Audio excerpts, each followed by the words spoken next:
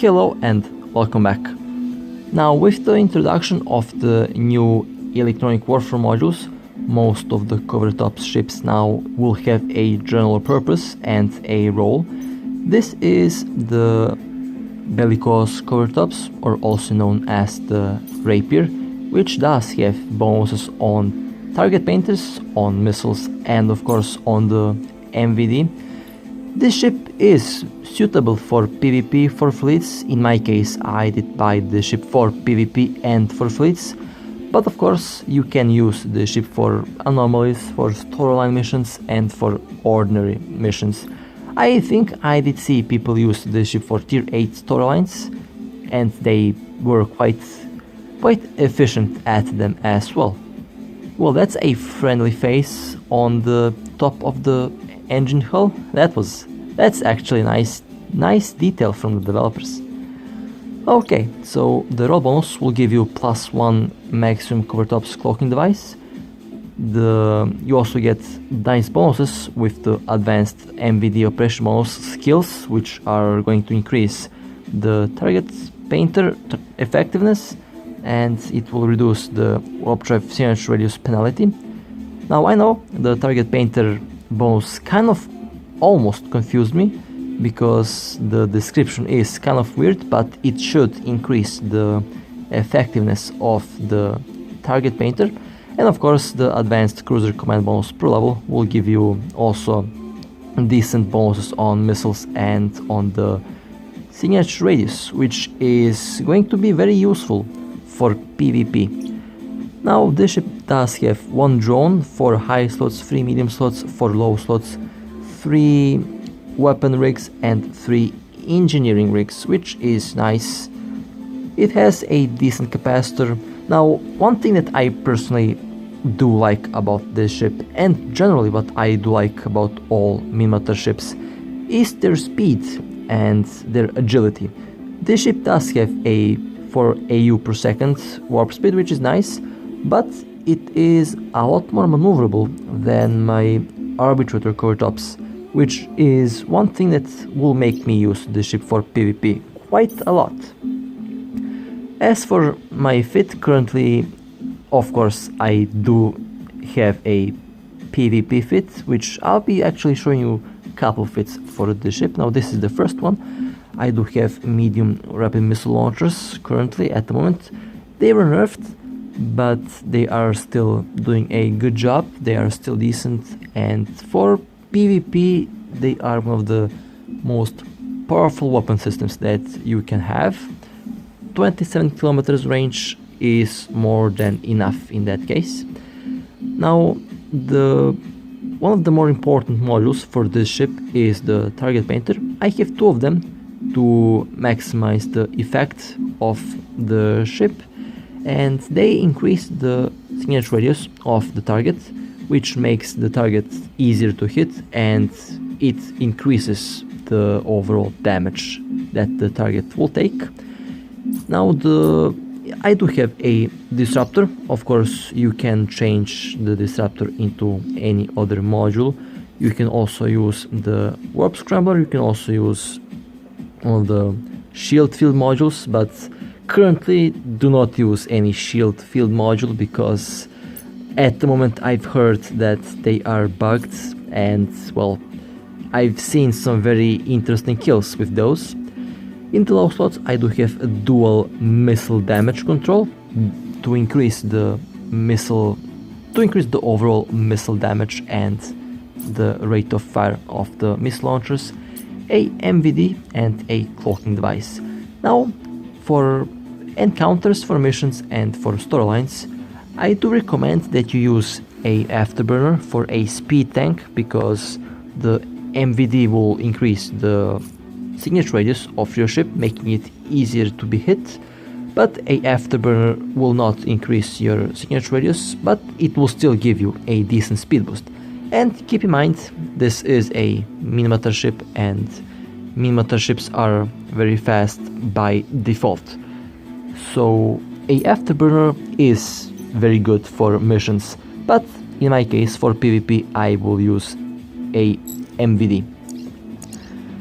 Well, to simulate the DPS of the ship, 541 DPS, which is higher than the DPS on my other Covert ops, which means that in theory this ship should shoot down targets a lot faster than my other Covert op ship.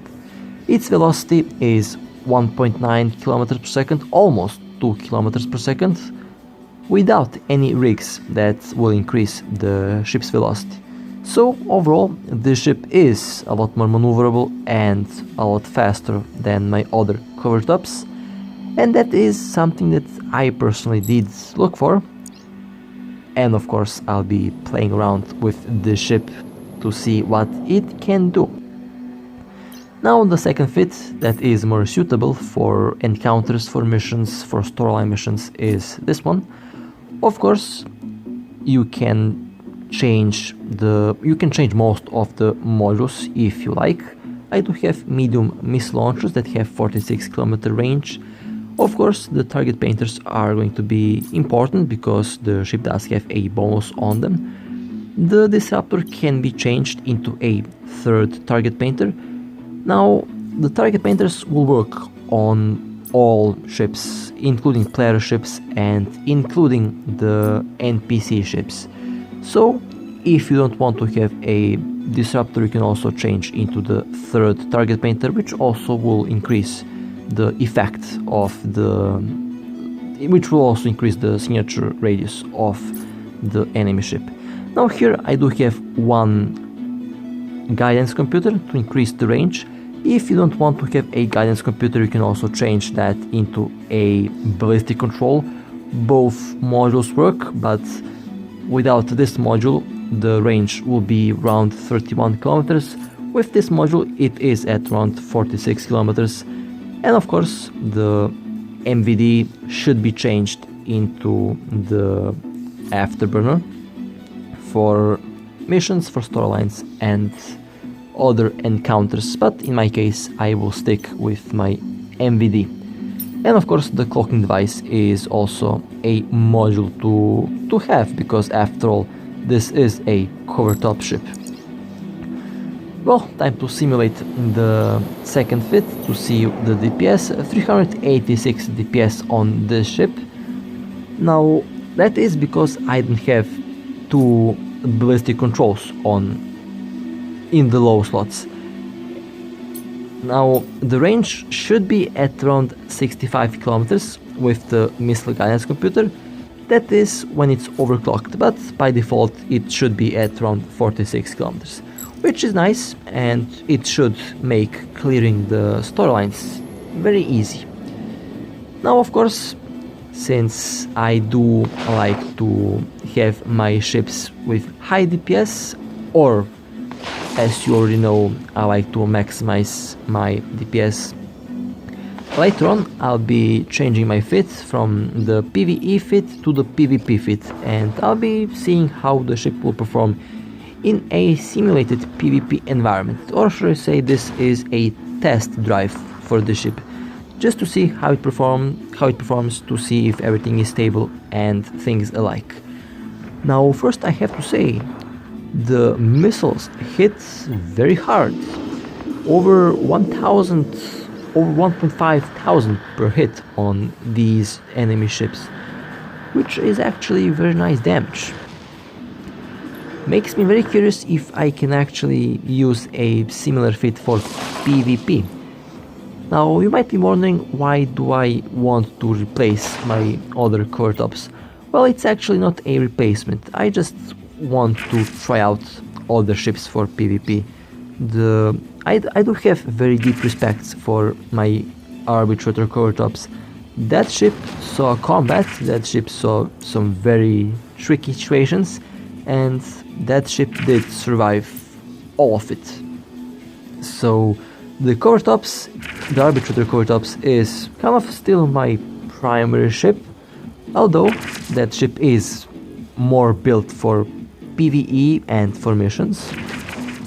It is actually very interesting for me to think about it, because I did initially planned to use the Covertop's Arbitrator for PvE, but then it turned out that the ship was highly effective for PvP, so I kind of accidentally made a ship that's good for both scenarios.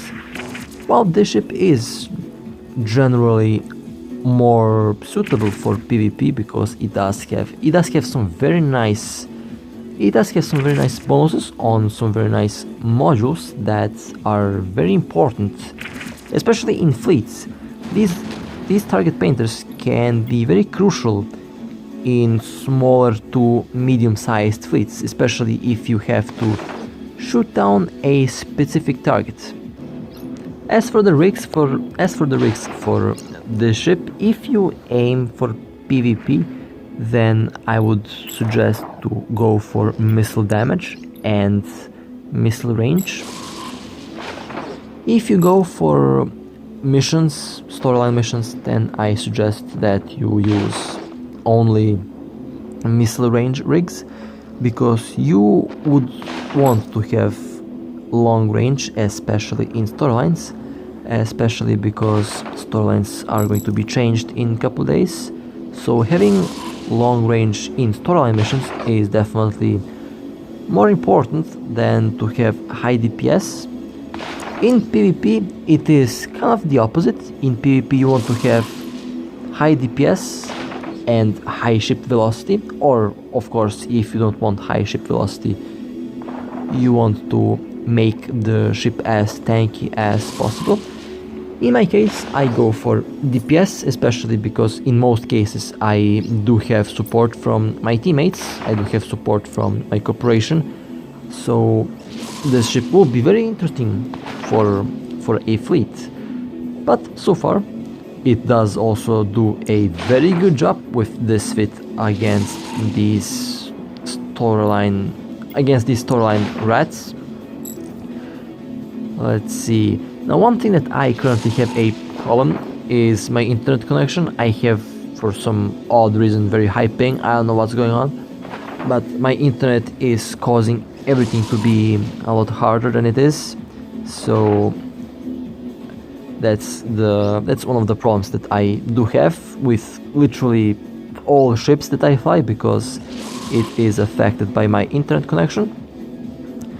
Let's see how much damage will that bomber take.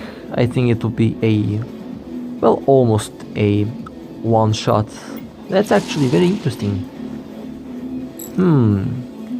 I have to say, the rapid missile nerf was actually kind of good, because the other medium missile launchers were buffed, and they did need a buff because the normal medium missile launchers were really weak before they were buffed. But at the moment I see them being very effective against these rats. That's very interesting. Now for PvP you can also use these, but they do have a slower rate of fire, so they are good at medium ranged combat. They are good if you are far away from the main target. They are also good for shooting down medium-sized targets. That means the medium missile launchers are going to be less effective against frigates.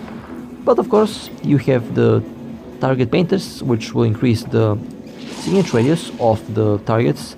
That means it will increase the damage done to frigates, which is going to be very fun in PvP.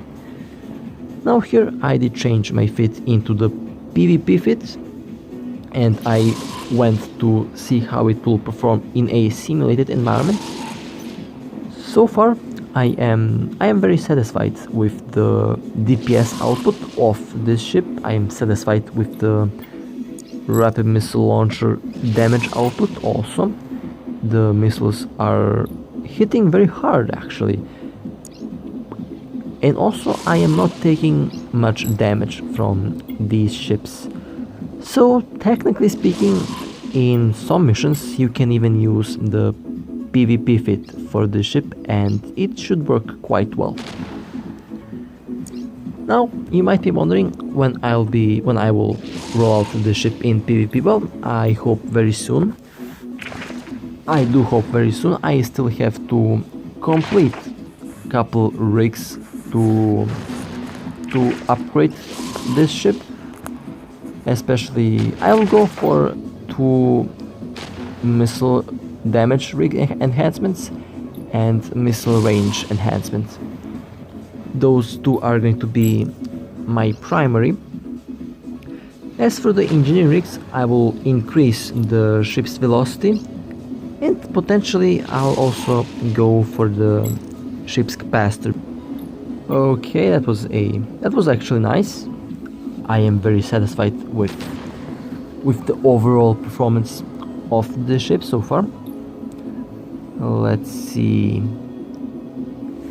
Now I'm thinking, how much damage would this... Well, actually, this ship also uses the... I'll actually use the same tactic that I use with my other core top ship.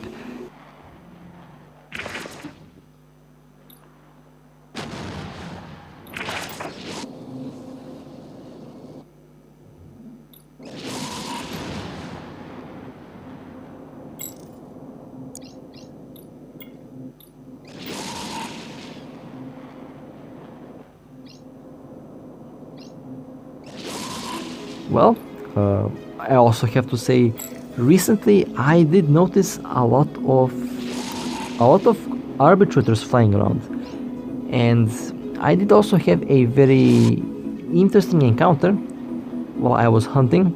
I did stumble upon a... Well, actually, I did decloak a hidden arbitrator Covertops at a anomaly. That was kind of very interesting, because what were the chances of me stumbling upon another Covertops arbitrator in an anomaly at the same range?